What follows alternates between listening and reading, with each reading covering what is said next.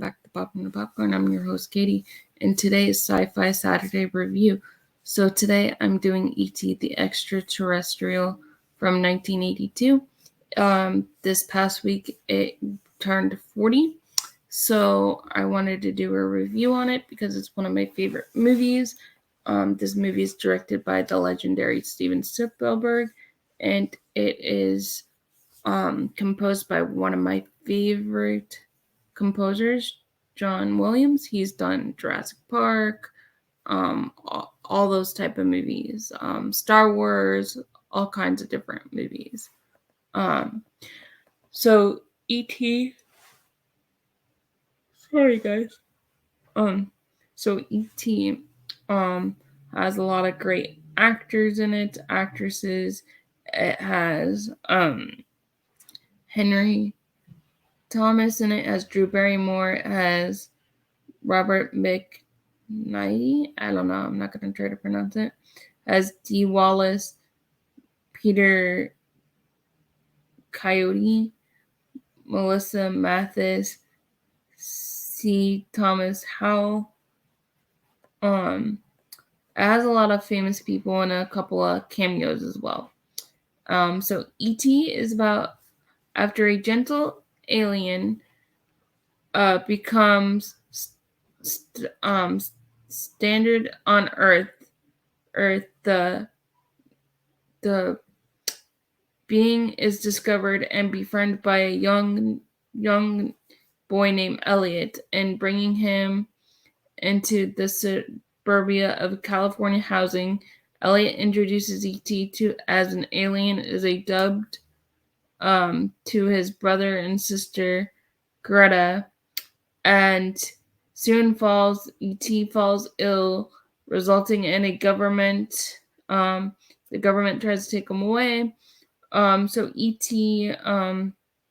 Is a really cute and fun movie.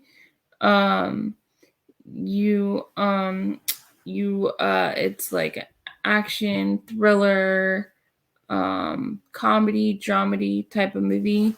And I really loved the special effects, especially for 1982. They didn't really have much special effects in that time frame, and Steven Spielberg did a great job with it. And I really enjoy this movie. Sorry, I'm yawning again. I really enjoy this movie. It's one of my favorites. You can also go to Universal and ride the ride and be immersed in E.T. if you really like that movie. A lot of people really enjoy it. I give E.T. a 10 out of 10 just because it was one of my favorite movies as a kid, and I still love E.T. And it's a great sci-fi adventure movie as well. Here are some fun facts about E.T. Steven Spielberg shot most of the film at eye level of a child to further connect with Elliot and E.T. That's really cool. Most directors would not do that. E.T.'s face was modeled after poet Carl Sandburg, Albert Einstein, and a pug dog. That's interesting. But it's kind of funny at the same time, but interesting. According to the film's novelization, E.T. is over 10 million years. I did not know that E.T. was over 10 million years old. That's really cool. E.T. and King Kong were created by the same person. That's really cool. And I like the King Kong movie, so that's really cool. The woman behind E.T. voice was discovered in a camera store. That's cool. The person that plays Elliot, so Henry Thomas had Steven Spielberg in tears at his audition. So Steven Spielberg decided to just hire him on the spot as Elliot. So he was Elliot. Drew Barrymore got the part after auditioning for the Poltergeist, I think it was. After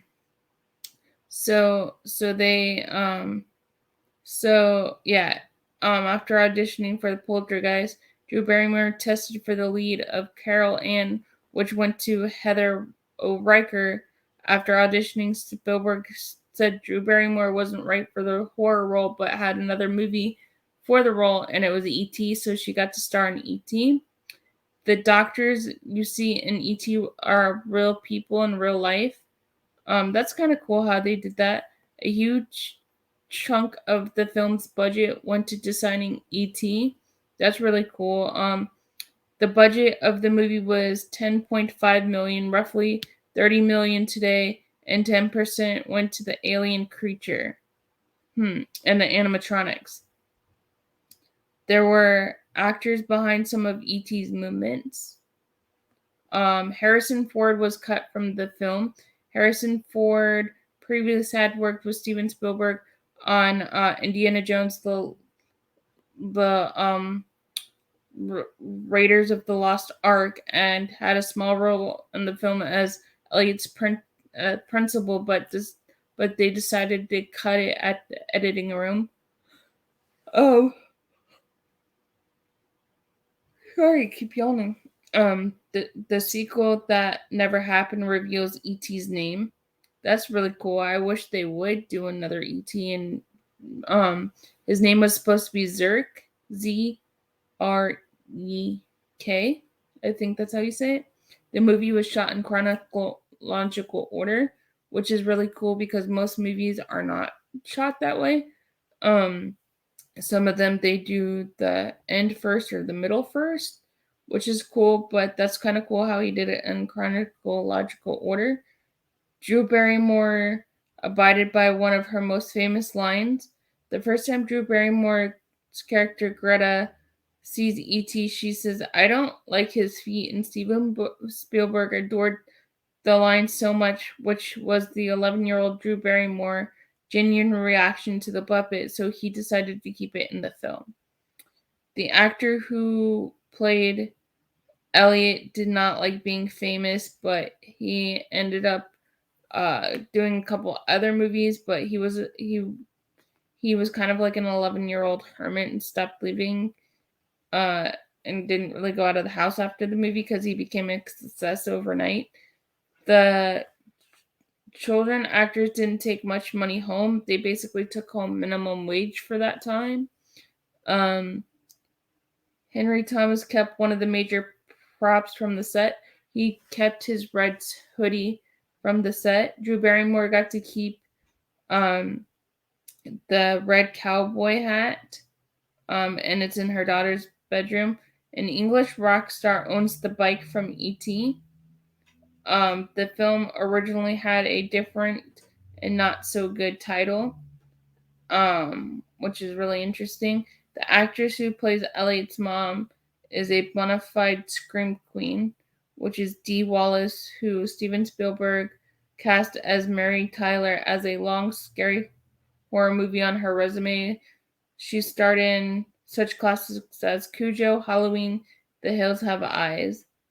Corey Feldman was supposed to be in this film, and they decided Steven Spielberg had to change at heart, but Corey Feldman ended up in Steven Spielberg's other movie, Gremlins. The film had Reese's Pieces flying off the shelves, off the market, like in the grocery store. E.T. broke a record by staying in theaters for so long at that time.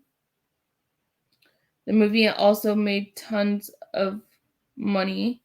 It made 792 million worldwide, which initially beat Star Wars release. That's interesting. And 11 years later, beat his own record with Jurassic Park in 1993. Steven Spielberg did. Drew Barrymore filmed the E.T. house 18 years later when she did Charlie's Angels. The stunt BMX bike riders filmed in the iconic chase scene. That's really cool. Steven Spielberg didn't want the movie to be released on home video. It was nominated for Best Picture at the Academy Awards.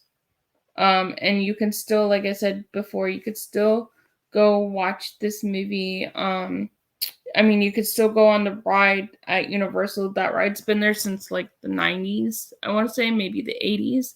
and it's still intact and it's still the same ride. They haven't changed it. They haven't really done much to it, so it's pretty much the same ride if you go to Universal Studios in Florida.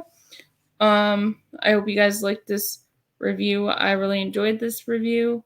Let me know what kind of sci-fi Saturday reviews you guys would like to see, and hit that bell, because that way you know when I have more videos uploaded.